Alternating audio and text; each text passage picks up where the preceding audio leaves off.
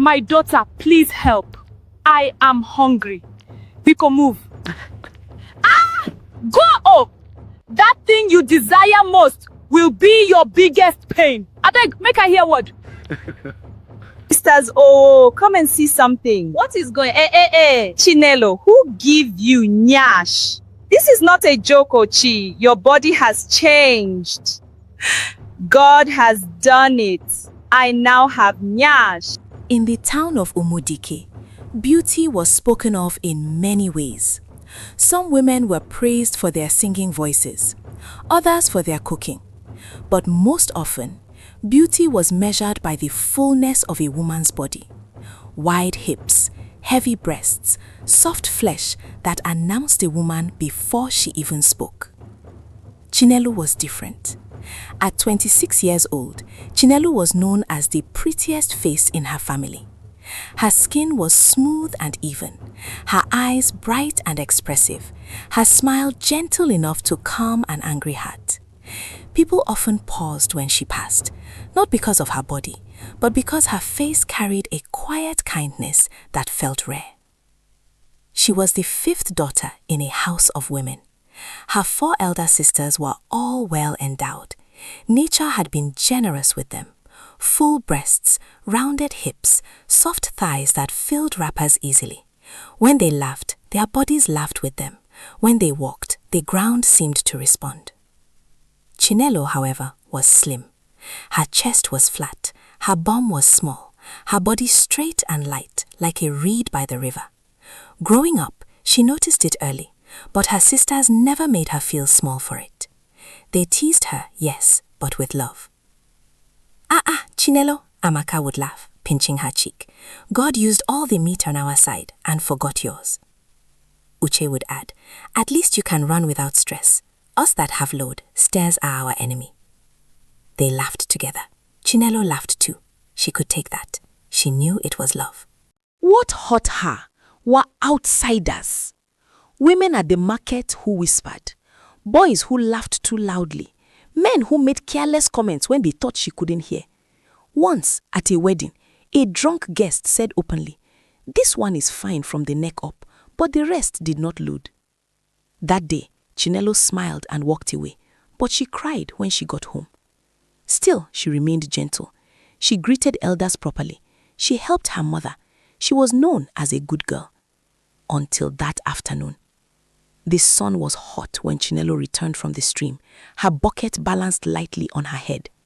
Ahead of her, a group of young men stood by the roadside, talking and laughing. As she passed, their laughter changed tone. "See as breeze fit carry this one said. Another laughed. Is this a woman or hanger?" They burst into laughter. Chinelo's steps faltered, her chest tightened. She said nothing, but something dark settled in her spirit.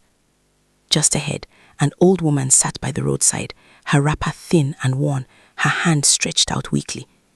"My daughter," the woman said softly, "anything you have, even small, I am hungry." The anger Chinelo had swallowed turned sharp. "I beg, move," she snapped, pushing the woman aside. The old woman fell hard onto the dusty ground. People gasped. As Chinelo walked away, her heart pounding, the old woman began to cry, not loudly, but deeply. Through her tears, she spoke. "You did this to me," she said. "Go home in peace. You will get the thing your heart desires most, but it will also be your greatest pain." Chinelo hissed. "I beg make I hear word," she muttered and walked on. That night, Chinelo slept restlessly.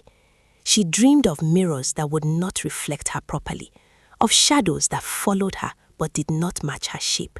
She woke several times, sweating, her heart beating fast for no clear reason. When morning came, she stood up and stretched, and froze. Something felt different. Her wrapper sat tighter around her waist. When she looked down, her chest seemed fuller.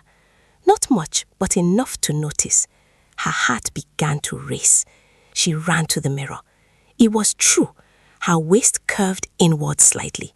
Her chest had weight where there had been none. She turned sideways, then backwards, touching herself in disbelief. "Sisters," she shouted, "come and see." Her sisters rushed in, rubbing sleep from their eyes. They stared. Then Ify screamed, "Chai, Chinelo, what happened to you?" Chidima circled her slowly. "This is not joke. Your body has changed." Chinelo laughed and cried at the same time. That day, she walked differently, slowly, carefully, with awareness. She caught men looking, really looking, for the first time. Compliments followed her like shadows. Each day, the change continued. Her chest filled, her waist shaped beautifully, her hips widened, her confidence grew. She laughed louder, she dressed differently, her steps gained rhythm.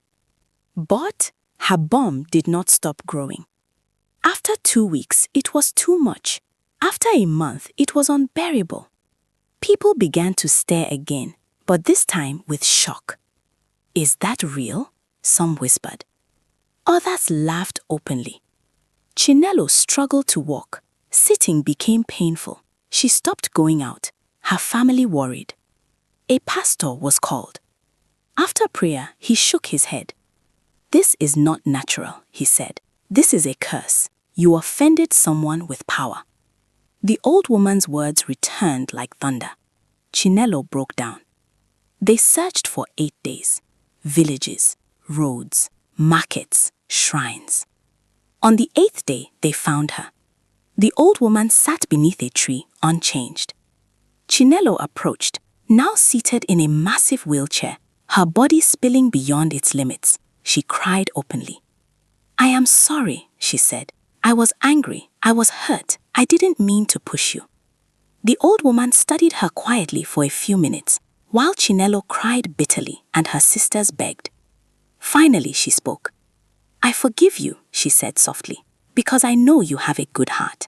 But that one moment of anger almost ruined your life." She warned her gently. "Learn to control your temper, especially in public. Go home. You will be fine." The change began slowly. Day by day, Chinelo returned to herself. When it all was over, she stood before the mirror, slim again, light again, but different inside. She smiled. From that day, she called herself Slim Fit, and she walked with pride and confidence. This story teaches us that anger lasts a moment, but its consequences can last a lifetime. Chinelo's single act of rage towards the old woman changed her entire life. Not everything that looks like a blessing is truly a gift. What Chinelo desired became painful when it grew beyond control. Unhealed pain can make even good people act wrongly. Chinelo redirected her hurt towards someone who did not deserve it. True confidence comes from self-acceptance, not public approval. Chinelo only found peace when she learned to love her body as it was. Thank you for watching today's video. Please join us next time. Don't forget to like and drop a comment.